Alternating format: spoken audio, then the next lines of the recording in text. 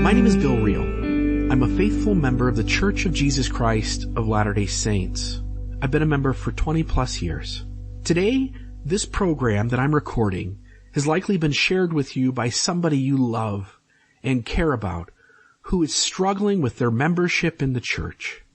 It's my hope today that you can hear me as I share why this individual is struggling, why they're having a hard time, and why their faith seems to be changing. Let me start by telling you a little bit about myself. I joined the church when I was 17 years old. I'm 38 years old today. When I joined the church, I joined because I found a wonderful young lady who I began dating, and we ended up getting married in the Washington, D.C. temple for time and all eternity. Over time, I had the opportunity to serve in lots of church callings. And at the age of 29, I was called to serve as a bishop of the Sandusky Ward, Cleveland, Ohio stake of the Church of Jesus Christ of Latter-day Saints. In the middle of that time of serving as a bishop for the LDS Church, I had what I could only call a crisis of faith. So many factors played into that: church history, social issues, things that leaders had said and done. My heart was ripped out. It was a painful time. Many nights were spent crying. Many nights were spent upset, frustrated, sad, angry, trying to make sense of it. Eventually, I was able to reconcile those differences. And today, I'm proud to say I'm still a faithful member of the church with 2 callings, a temple recommend, and I attend every week. Today, I hope to share with you what it is that your loved one is going through, some of what they're struggling with, and to hope and pray that you can extend to them some empathy and some understanding, some compassion, and most importantly, a safe space to have conversations. To set this conversation up, I need to share with you a few quotes from church leaders. The first one is from Stephen Snow, General Authority, member of the 70, who holds the position, General Authority position of church historian. He stated, quote, "My view is that being open about our history solves a whole lot more problems than it creates. We might not have all the answers, but if we are open, and we now have pretty remarkable transparency, then I think in the long run that will serve us well. I think in the past there was a tendency to keep a lot of the records closed, or at least not give access to information, but the world has changed in the last generation. With access to information on the internet, we can't continue that pattern. I think we need to continue to be more open." And I think it's important to hear and to validate what Stephen Snow is saying, church historian. He's saying, look, as a church, we used to withhold a lot of information. We didn't tell our membership everything that was out there, but the internet has changed the game. And because of the internet, we need to be more open and more transparent. And we're doing a pretty good job of that now.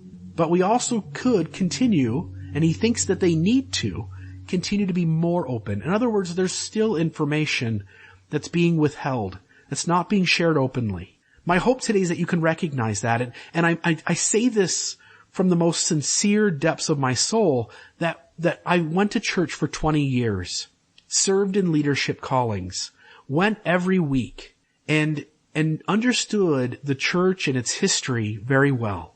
I would honestly say that what we learn in the 3-hour block, what we learn about our church's theology, how it's handled social issues, and what lies there in our history, I would guess in my 20 years, only going off of what was said by others in the 3-hour block, I'd be lucky if I discovered 1 to 3 or 4% of what is out there about those things. And so the church is now trying to be more open, and essentially there is an entire story, an entire narrative, an entire way in which leaders handled issues and the conversations that occurred, and the things both good and bad that have occurred in our history were never made known to the saints in official ways. And so today they're trying to do that. The second quote is from Marlin K. Jensen. Marlin K. Jensen was the previous church historian and a member of the first quorum of the 70. I can tell you that in the middle of my faith crisis, I wrote Elder Holland, and Elder Holland kindly handed Marlin Jensen a note, which I still have. And Marlin Jensen, in that note, was asked by Elder Holland to kindly reach out to me and to see if he could help me through what we called this crisis of faith. Over the course of time, Marlin Jensen also spoke to me by telephone and by email, working to try and help me resolve some of my concerns. I should also add that a few months later, Elder Holland reached out to me as well, and him and I talked by both phone and email, trying to resolve my concerns. I have a lot of love in my heart for Elder Marlin K. Jensen, and for Elder Holland as well. This is what Marlin K. Jensen said, Elder Marlin K. Jensen, at a address to a group of college kids at the Utah State University. And I shouldn't say kids, but young adults at the Utah State University. And essentially, he was asked a question about the effect that Google is having on the church. And he starts talking about those who are having a hard time with the information that is coming out that is true information. I should say, too, that's the other issue. Like, I totally validate that there is false information out there about the church. And there are lots of people who will say and quote things that are not accurate. And so there certainly is anti-Mormon information that is untruthful and deceptive. But I want to be clear that throughout this program today, that's not what we're talking about. And I think you'll see that we can show that by using LDS.org. I want you to understand the real issues that your loved one is struggling with that are real, they're authentic, they're valid, they're historical facts. And it's how we kind of shape these and recognize these and where we learn these that often makes a huge difference. And having a safe space to talk about these things is one of the key elements to working through this. So Elder Marlin K. Jensen, he says often in the church when someone comes in with a bit of a prickly question, he'll be met with a bishop who, number one, doesn't know the answer.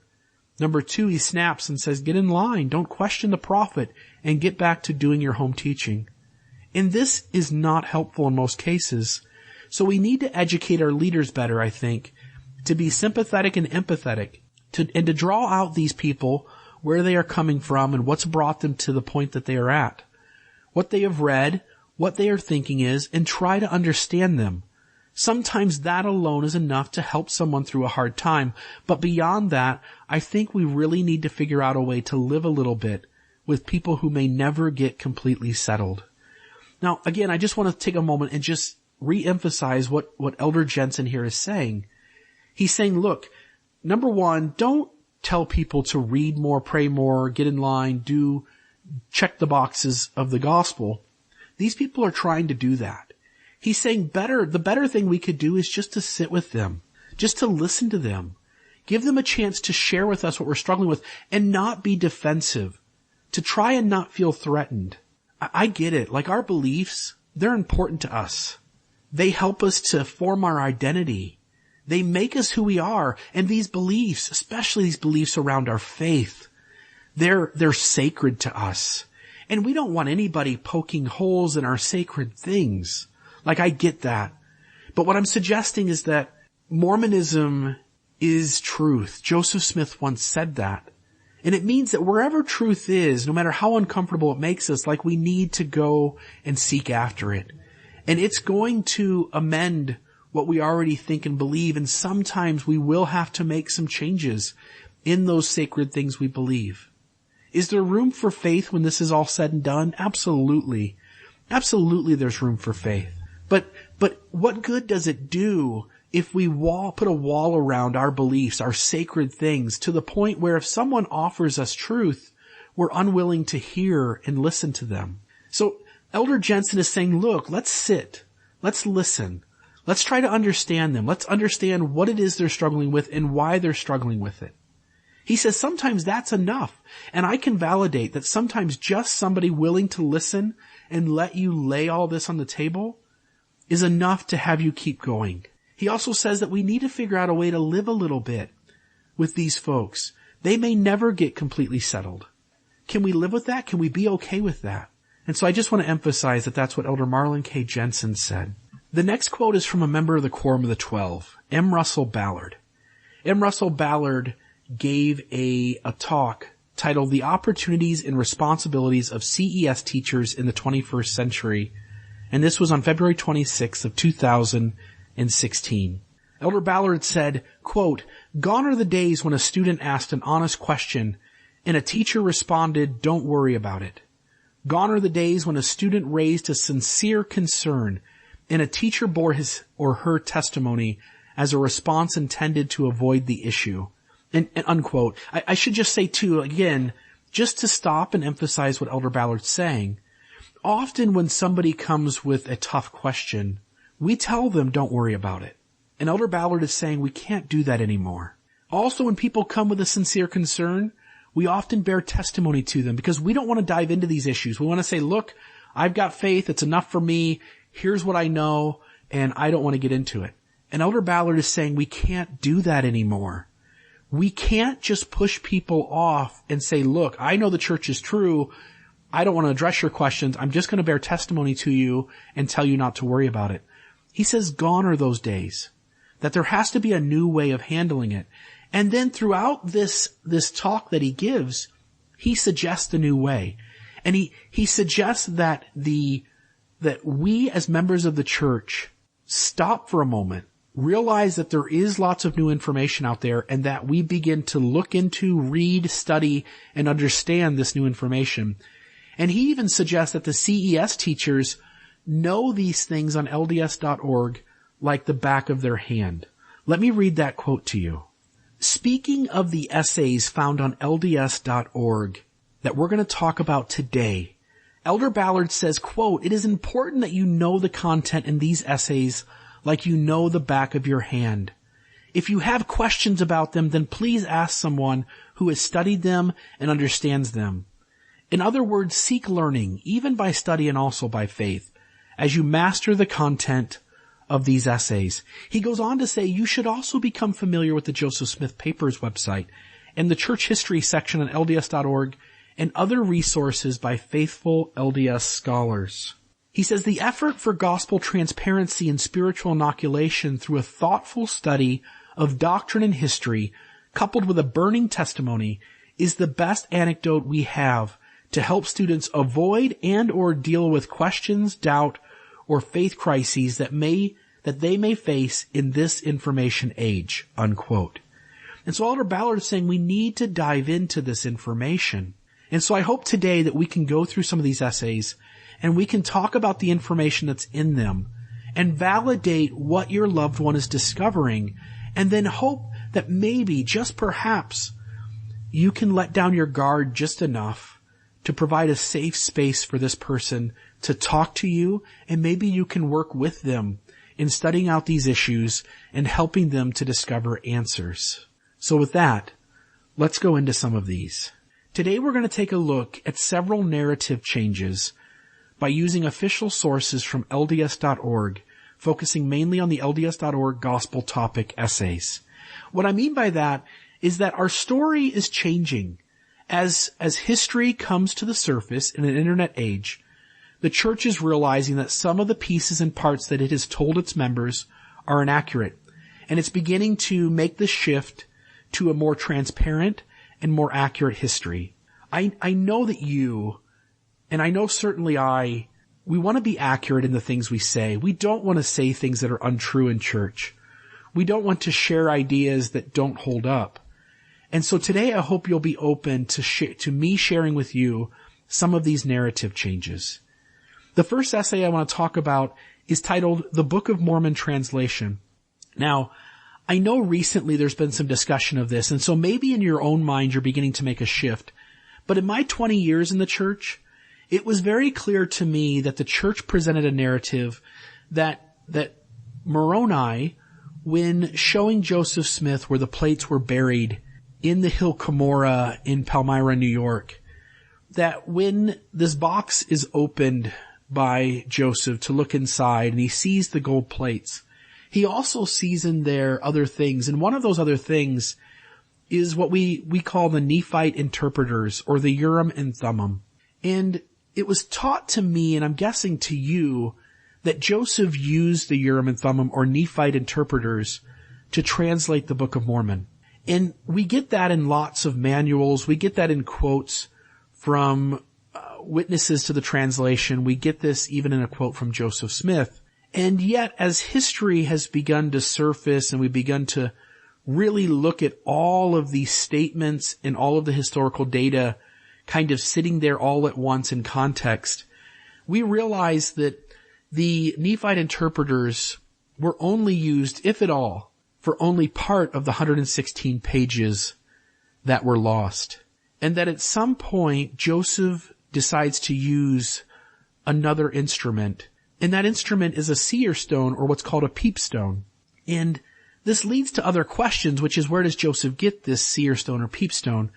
Well, the reality of the story is that Joseph was heavily involved in treasure digging, even though we as a church tried to paint it, and Joseph Smith himself too, tried to paint it as something that he was only kind of dipping his toes into. But the reality is, as we've come to understand the history, is that Joseph Smith was heavily involved in treasure digging. And in 1819, 1 year before the first vision, Joseph gets his first seer stone. It's a white, opaque, translucent seer stone, and he uses it to find lost items for people in the Palmyra area. And by 1822, while digging a well with Willard Chase, a friend from his boyhood, Joseph receives his second seer stone. And this seer stone is the brown, egg-shaped one that you've seen in the Ensign. And this is the one that was used to translate the Book of Mormon.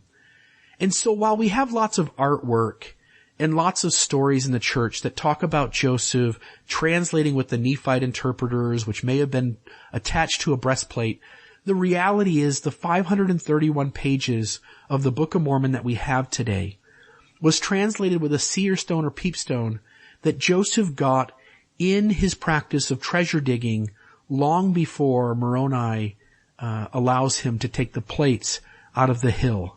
And so the narrative that almost all members grew up with, that the Book of Mormon was translated by the Nephite interpreters, isn't accurate. And so members are having to make this shift to, why did the church tell this story, and why do we not talk about how heavily involved Joseph Smith was in treasure digging? And I think that the church's reasoning, the critics want to paint this as a really evil thing the church is doing. And the faithful are kind of unaware that it's happened. But I think the reality is that when you dive into this deeper history, it's complex. It's messy. And it doesn't make for a simple story, and certainly doesn't make for a simple faith-promoting story. And so I think the church has tried to present a simple story in order to build faith in the gospel of Jesus Christ. But the reality is now that the information is so prevalent that we have to make this shift. So for instance, there were times where Joseph Smith said, quote, "There were 2 transparent stones set in the rim of a silver bow, fastened to a breastplate," unquote. Also in the history of the church, the prophet Joseph Smith said, "Through the medium of the Urim and Thummim, translated the Book of Mormon by the gift and power of God."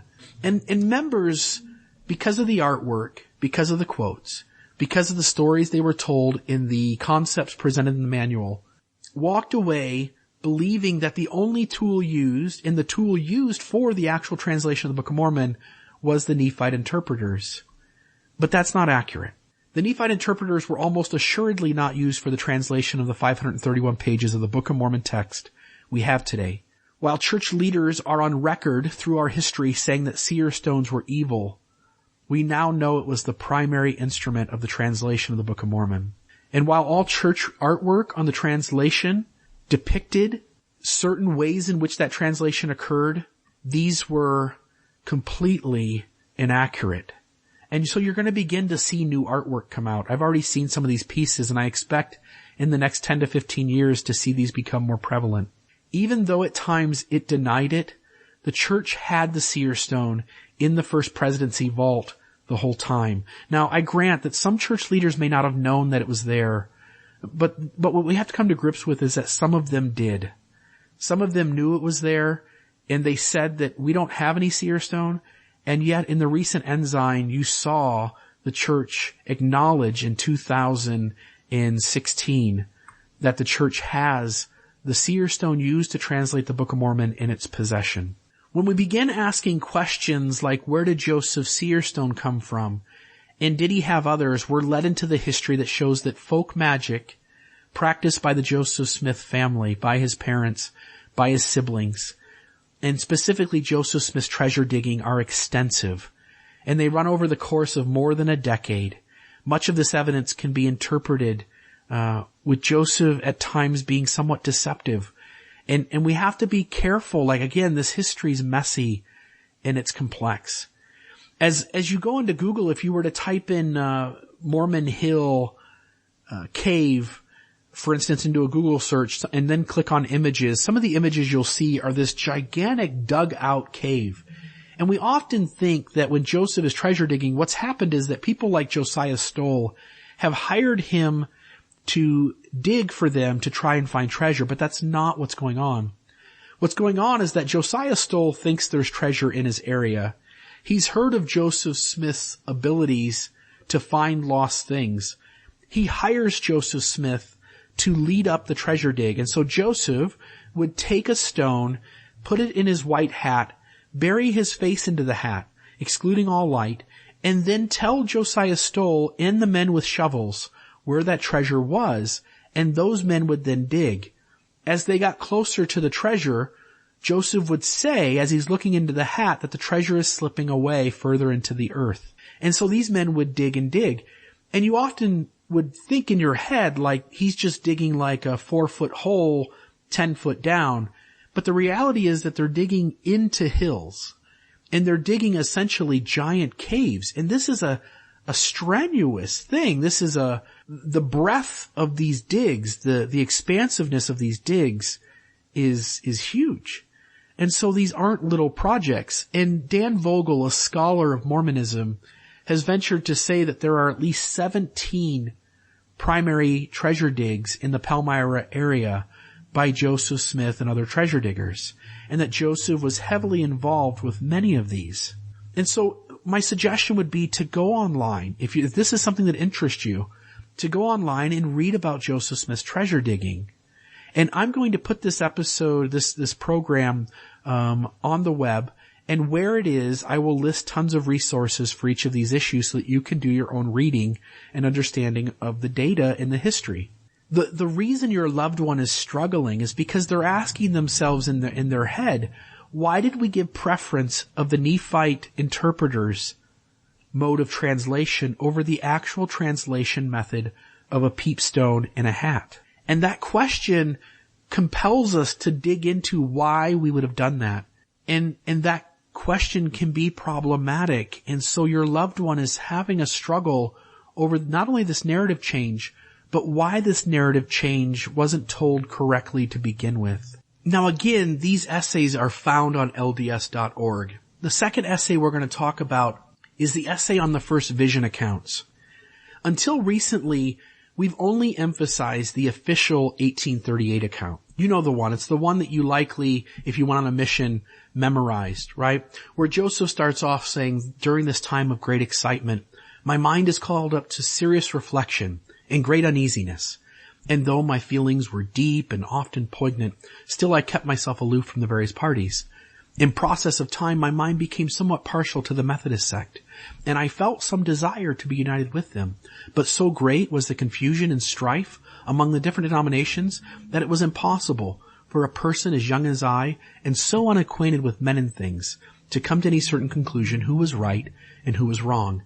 And then Joseph talks about finding James chapter 1 verse 5, right? If any of you lack wisdom, let him ask of God. And Joseph goes into the grove of trees as a 14-year-old boy and prays to know which church to join, and is told in a heavenly vision where Heavenly Father and Jesus Christ appear, and where God points over to the Savior and says, this is my beloved Son, hear him. And then Joseph is told not to join any of the churches, and that in time he will be an instrument in the hands of God. This is the 1838 account. To understand this issue, we need to know not only that there are 4 accounts that are considered first-hand accounts by Joseph Smith, but also what they contain and the history behind their being publicly known. The 1832 account, it's the earliest account. You've likely never heard of this. The only account we've ever talked about is the 1838 account, the one that's officially used. But the earliest account is in 1832. It's the only account we have in Joseph Smith's own handwriting, and it's written in his own personal journal. In other words, there's no audience intended. This is his personal journal, and he writes down in his own handwriting his experience early in his religious life, including the first vision. The second account is in 1835. Joseph shares his first vision account with a stranger who goes by the name of Joshua the Jewish minister. This is kind of a strange guy. He claims to be Matthias the apostle resurrected, or reincarnated. And he's kind of a strange guy. He lives with the Smiths for a couple of days, and while he's there, him and Joseph go back and forth sharing their religious experiences. And other folks in the home are kind of writing these down and recording it. And so it's the 1835 account of the first vision. This is where we get it from. There's also the 1838, but we don't really know exactly that it happened in 38. Some scholars have debated that it may have actually come in 1839. This is the official account we first started talking about. And the one thing that should be noted here is that scholars are debating right now in Mormonism whether Joseph is actually the author of the language of the 1838 account. And many, including Richard Bushman, who's a prominent scholar in Mormonism, former stake president, patriarch in the church, that Richard Bushman and other scholars are debating right now whether possibly Joseph didn't even formulate this 1838 narrative, and that instead Sidney Rigdon or George Robinson did. It's not Joseph Smith's writing style. It's not in his handwriting. And so the best guess is that Sidney Rigdon or George Robinson heavily influenced how this story in the 1838 account is told. And then the last one is the 1842 account. It's in the Wentworth letter, which you may have heard at some point in your time in the church. And essentially it's just a summation of the 1838 account put into writing so that some newspapers abroad could get a little bit of the Mormon story and share it with their audience. And so those are the four what we call first-hand accounts. There's also several second-hand accounts as well. For me, those aren't as interesting. And essentially the essay on LDS.org is just covering these four first-hand accounts. We should realize that there's differences between the official 1838 account and these other accounts, and specifically the 1832 account. In the 1832 account, Joseph's motives are different. He's not looking for the true church. Rather, he's only looking for forgiveness of his own sin. His motives for going into the grove are personal. They're not trying to work out what church I should join or is there a true church on the earth. Rather, it's simply to get forgiveness of his sins.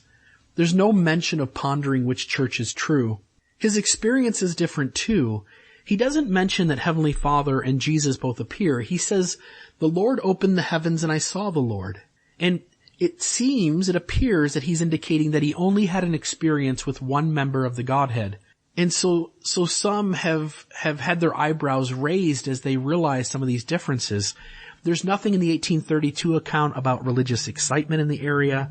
There's nothing about Satan's presence or his effort to try and stop Joseph from praying. And there's nothing from Jesus or the Lord in his response to Joseph about the gospel being restored. It's simply a boy worried about his own salvation, his own sin, seeking out forgiveness.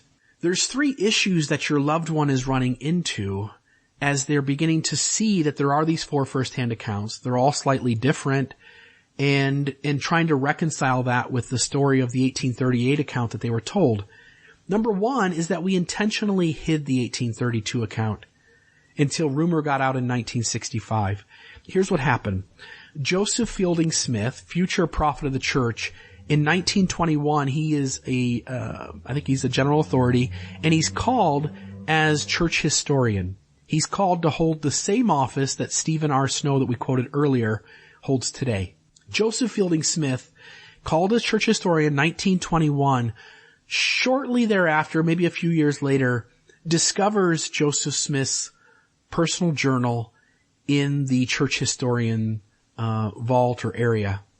And he reads it, and he finds this first-hand account written in Joseph Smith's handwriting That's a peculiar account, much different than the 1838 account. And sadly, unfortunately, Joseph Fielding Smith takes a penknife and cuts this first vision account out and then puts it into a church historian's vault. And it stays there until rumor gets out in 1965, at which point he takes it back out of the church historian's vault and tapes it back into the journal and begins to ask faithful members at BYU to write about this first vision account so that they can get the jump on talking about it before the critics do. Number 2, we framed the first vision as important to our theology and history. Joseph Smith didn't see it that way. He didn't talk about the first vision. The church didn't talk about the first vision. Many of the prophets shortly after Joseph Smith, Brigham Young, Wilford Woodruff, John Taylor, don't mention the first vision at all. Joseph Smith publicly doesn't mention it at all. In fact, the church doesn't use the first vision at all until the 1940s. And then we don't actually use it in our proselyting until 1961. The first vision was seen by Joseph as a private experience, not to be used in the conversion of people to the church, but rather just a personal experience between him and God. Number 3 is that scholars and church historians are at the present moment debating whether the 1832 account was closer to Joseph's real experience. The conversation is whether we should put more weight on the 1832 account rather than the 1838 account. Richard Bushman, the scholar I mentioned earlier, says this in regards to this 1832 account, quote, "I'm very much impressed by Joseph Smith's 1832 history account of his early visions. This is the one partially written in his own hand and the rest dictated to Frederick G. Williams. I think it is more revealing than the official account, presumably written in 1838 and contained in the Pearl of Great Price. We don't know who wrote the 1838 account. Joseph's journal indicates that he, Sidney Rigdon, and George Robinson collaborated on beginning the history in late April, but we don't know who actually drafted the history. It is a polished narrative, but unlike anything Joseph ever wrote himself. The 1832 history we know is his because of the handwriting. It comes rushing forth from Joseph's mind in a gush of words that seem artless and uncalculated, a flood of raw experience. I think this account has the marks of an authentic visionary experience. There is the distance from God, the perplexity and yearning for answers, the perplexity and the experience itself which brings intense joy, followed by fear and anxiety. Can he deal with the powerful force he has encountered? Is he worthy and able? It is a classic announcement of a prophet's call, and I find it entirely believable." So, to wrap up this issue, we should recognize that there are other accounts of the first vision out there, and while we have spent years and years and years in manuals, in lessons, in talks, saying what happened and what didn't happen, bearing testimony of what happened and what didn't happen, the reality is that what happened may be slightly different than the things that we have attested to. And so again, your loved one is having to come to grips with the fact that they stood up in testimony meeting and they said, I know with every fiber of my being that Joseph Smith saw God the Father and Jesus Christ. And the reality is that that may not have been how the first vision occurred. And so many of the members of the church today are wrestling with the 1832 account of the first vision and having to ask themselves what really happened to Joseph that day in the grove. What happened as he went out there seeking God and asking for answers to his prayers? What was that experience? And maybe having to let go of some of the certainty that the story they were told in the 1838 account may not be the way in which this first vision occurred. Essay number 3 is the Book of Mormon and DNA Studies. Again, these are essays found on LDS.org. We used to hold the position that the Lamanites are the principal ancestors of the American Indians. And there's scriptures and other official sources that point to this, Encyclopedia of Mormonism, the Wentworth Letter, etc. And we've stated this over and over and over again, that we have looked at Native Americans, and we've gone further than that, right? Samoans, Mexicans, Hawaiians, any kind of Polynesian, Pacific Islanders, and we've said those are Lamanites. And we have given them that label. If you were one of those groups and you were a member of the church, We told you were a Lamanite. We taught you were a Lamanite. And you were taught that your identity as whatever those other things were, Mexican, Native American, Polynesian, that those were fallen labels. So those were labels that you had as a fallen person as you fell away from God, and that your real label, the real thing you were, was a Lamanite. And so we kind of contributed to these people shifting in how they saw themselves in their ethnicity and their history and their tribes. And we've changed their identity. But the current position of the church is that the Lamanites are among the ancestors of the American Indians. And this may seem like a really small change, but it isn't. The church now acknowledges that 99.999% of all Native American DNA is of Asiatic origin, and that there are no certainties regarding that other 0.000001.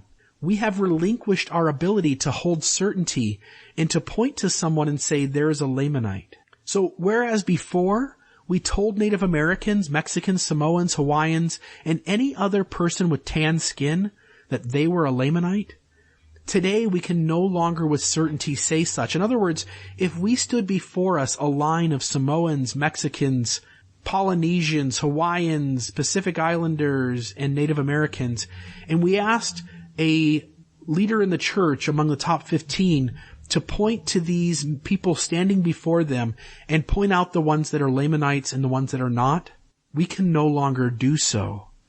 And so some of the damage we did to these people's identities, like, it was wrong now. We realize that. We shouldn't have labeled all these people Lamanites.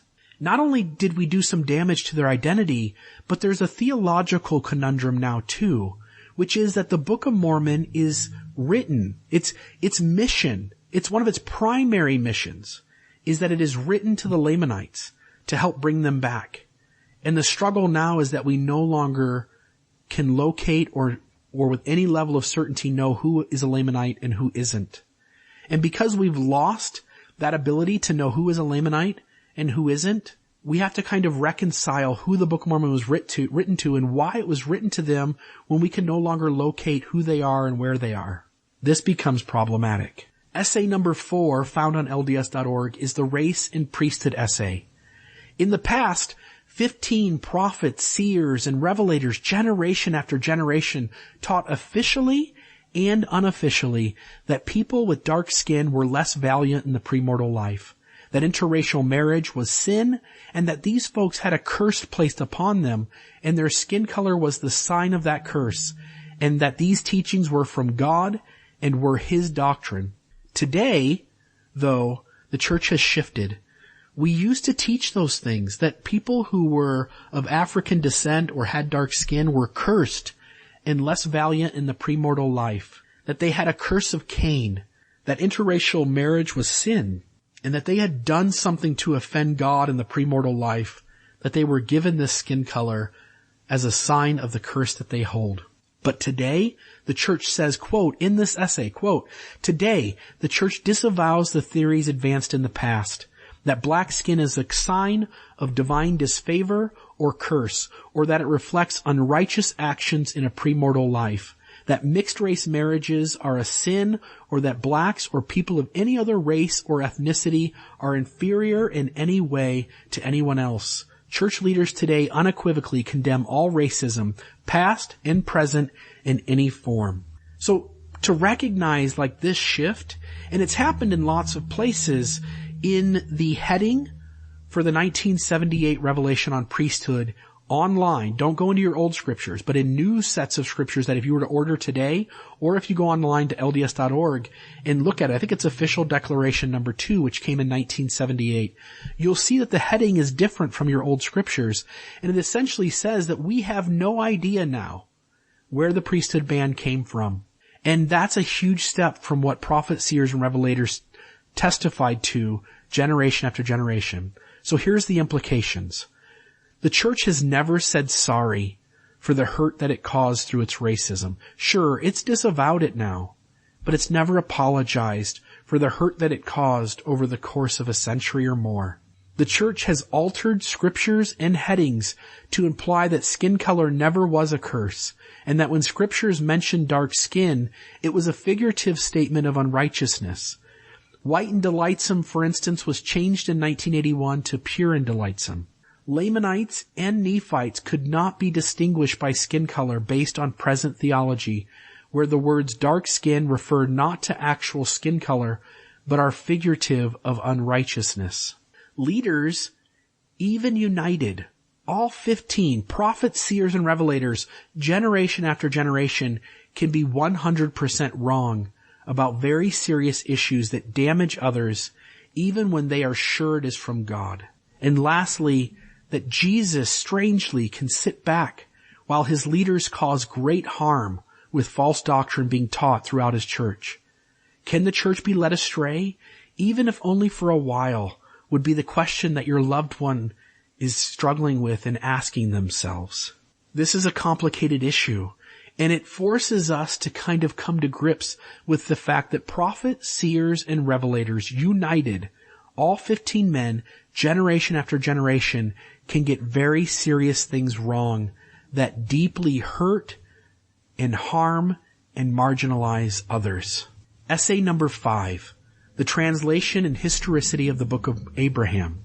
We were previously taught that Joseph Smith found papyri with mummies in which he stated that they were the writings of Abraham, unquote, and Joseph proceeded to translate the papyri and the facsimiles. He also stated that these writings were, quote, written by the hand of Abraham, or, quote, written by his own hand, unquote. Today, the church acknowledges that the papyri we have is a common Egyptian funerary text, unrelated to Abraham. The data says that it is near impossible for this papyri to be connected to Abraham. In the essay, if you read it, the translation and historicity of the Book of Abraham, you'll notice that the church is saying, look, the scholars are saying, ABC, that essentially this papyri is unrelated to Abraham and is a common funerary text. And here are 5 different ways to reconcile that. Here's the struggle. There are really deep problems with all 5 reconciliations, to the point that the church needs to offer 5, right? That if you offer 5 answers to a problem, you're kind of acknowledging that you really don't have one answer. That each of these reconciliations has issues and really don't work out that well when taken as a whole. And when each one is looked at individually and when looked at in their totality, we simply have to come to grips that this is problematic. That the Book of Abraham, while certainly accepted as scripture within our faith, that how we got it, how people told us we got it, and where the actual at the end the scripture comes from, we don't know. And the things we said no longer are holding up. Here's some of the problems with the Book of Abraham translation. Joseph translates the facsimiles. They're found in our Pearl of Great Price. The problem is Joseph translates them incorrectly. Second is that Joseph was not accurate saying that these were the writings of Abraham or written by his own hand. That is an inaccurate statement. These papyri, to the best of our knowledge and understanding and based on the scholarship, are completely unrelated to the prophet Abraham. Number 3, every apologetic response has deep flaws. The 2 thrown out the most often are the catalyst theory and the missing scroll theory. We do know that some of the scroll is missing, and so some apologists within the church, people who try to offer faithful answers to the problems, say that if we had this missing scroll, it would contain the Book of Abraham. The trouble is that the pieces of the scroll we do have contain the facsimile and characters that we know Joseph Smith was working with. The other answer is this catalyst theory, which is the idea that the papyri was only a catalyst for Joseph Smith to essentially have a conversation with God and receive the Book of Abraham from Heavenly Father, but unrelated to the papyri, other than it got Joseph thinking and asking God to give him some divine revelation. The trouble with the catalyst theory is that the facsimiles are on these scrolls, and Joseph is translating these facsimiles as part of his Book of Abraham translation. In other words, there are very serious flaws with any apologetic answer we give to try and reconcile this problem. In the end, our best answer is to focus on the Book of Abraham text we have today in our canon, to understand that it is Scripture, and to simply avoid trying to reconcile how we got it or the translation of it, because we are clueless as to what happened and it's full of problems. The next issue that we want to talk about is essay number 6, Becoming Like God. This one's simple. Simply put, we used to teach that we would become gods and receive our own planets. And with this essay and the Mormon Newsroom, we can clearly no longer claim that. For instance, the Mormon Newsroom says, do Latter-day Saints believe they will get their own planet? No. This idea is not taught in Latter-day Saint scripture, nor is it a doctrine of the church, Mormon Newsroom. And the essay, Becoming Like God, also emphasizes the same thing. So for us as Mormons, what does the afterlife entail? Well, we're now less certain about what that is than what leaders used to proclaim and what we used to believe. And so we have to let go of some of that certainty, and we don't really know maybe what heaven looks like or what kind of responsibilities it entails. Essay number 7 is the manifesto and the end of plural marriage. We used to teach that polygamy ended in 1890 when Wilford Woodruff issued the manifesto, where we taught that Wilford Woodruff received a revelation that commanded him to end plural marriage. Today we acknowledge that polygamy continued in secret long past 1890, with evidence strongly suggesting it continued to at least 1911, with leaders being dishonest about its practice and their initial hope it would return. We also should recognize that there's problems with the early practice of polygamy. The New and Everlasting Covenant, mentioned in section 132, was taught in the early church theologically to be polygamy. Now we teach that it's eternal marriage, or the gospel as a whole. This was not early leaders' interpretation. Plural marriage was taught as essential to exaltation. John Taylor, third president of the church, received a revelation in 1886 which we no longer associate with.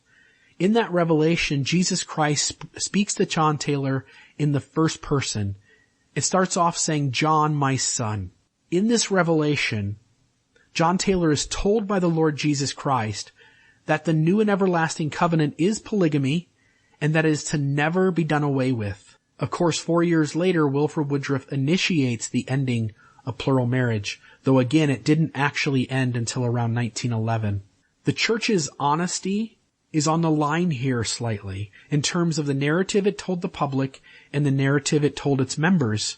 It told the public and it told its members that polygamy had ended and that the new and everlasting covenant was never meant to be plural marriage, but rather was the gospel of Jesus Christ, or eternal marriage, and not plural marriage.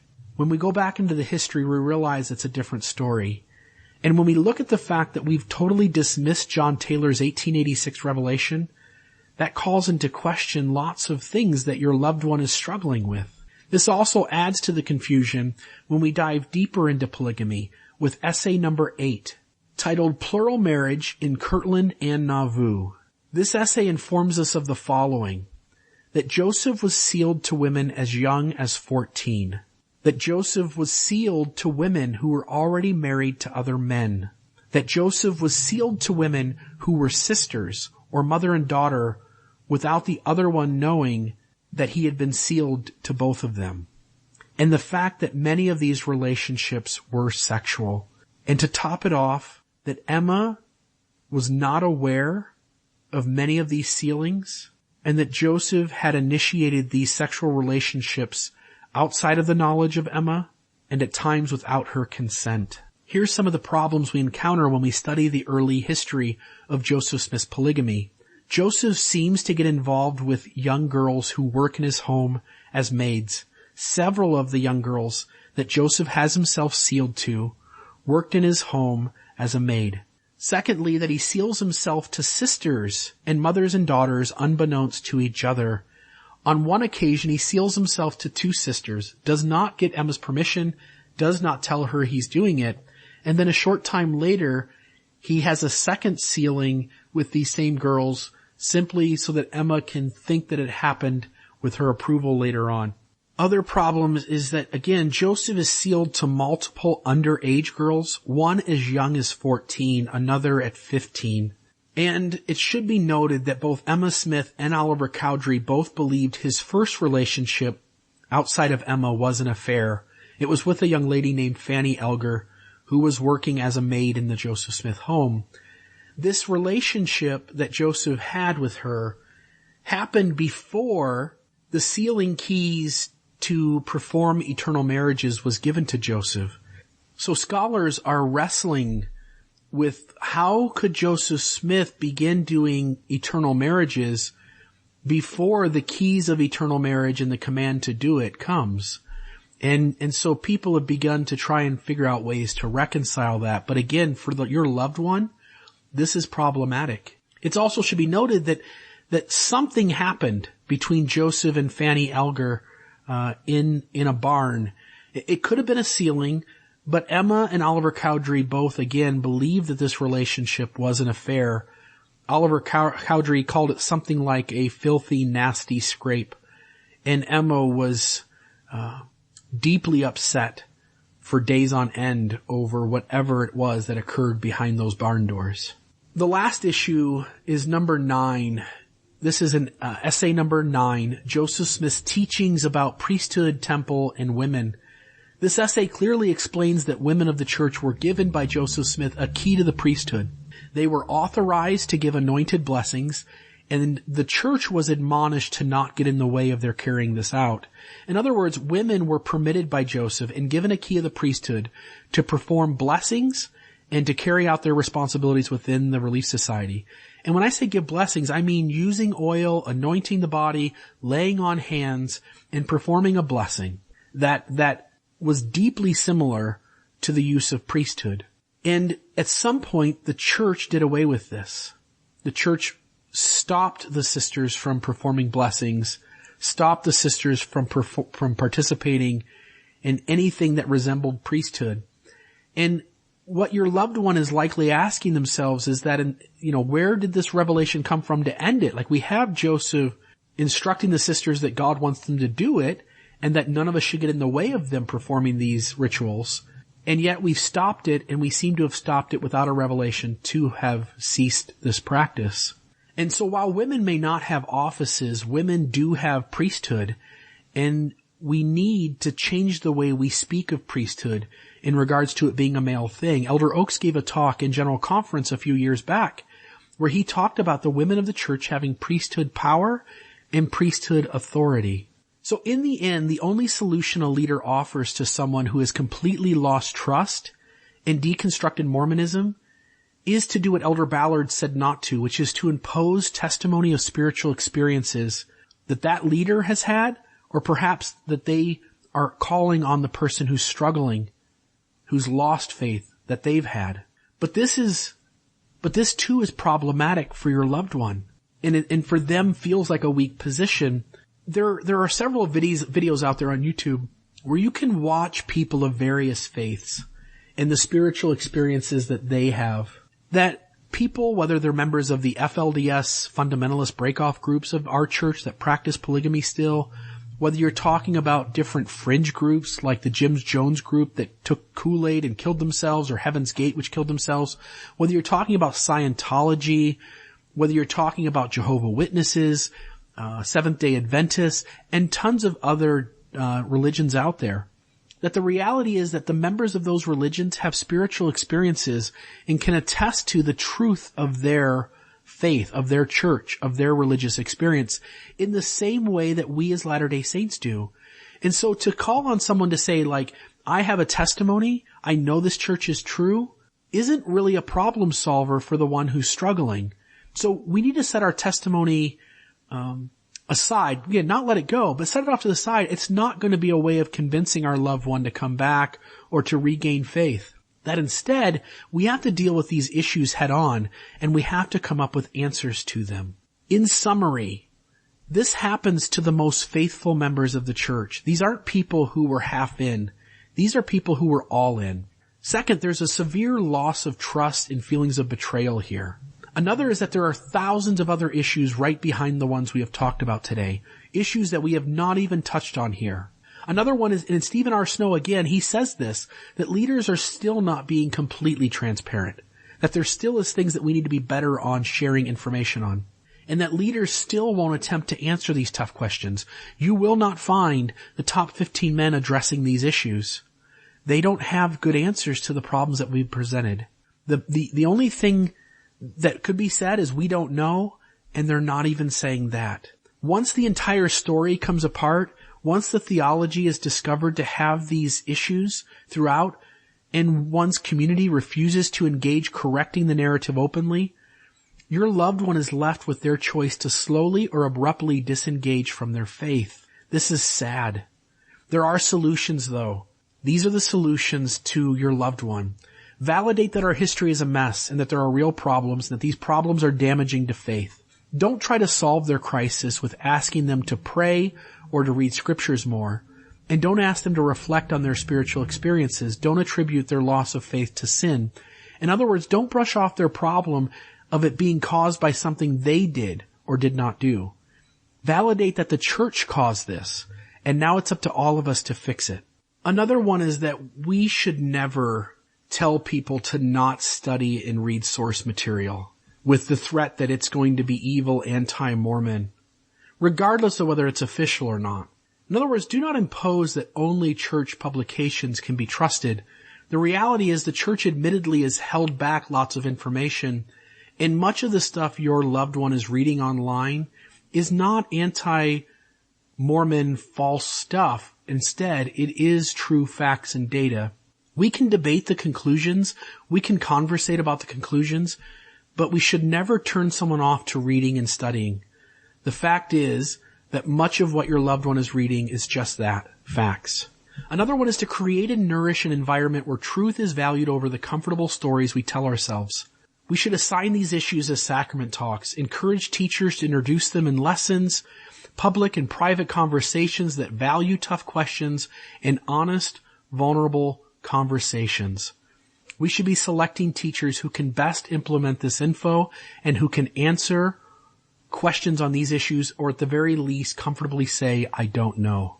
And in the last one, what was once anti-Mormon in years past is now the gospel topic essays of LDS.org today. With compassion and with love, we need to help correct the narrative.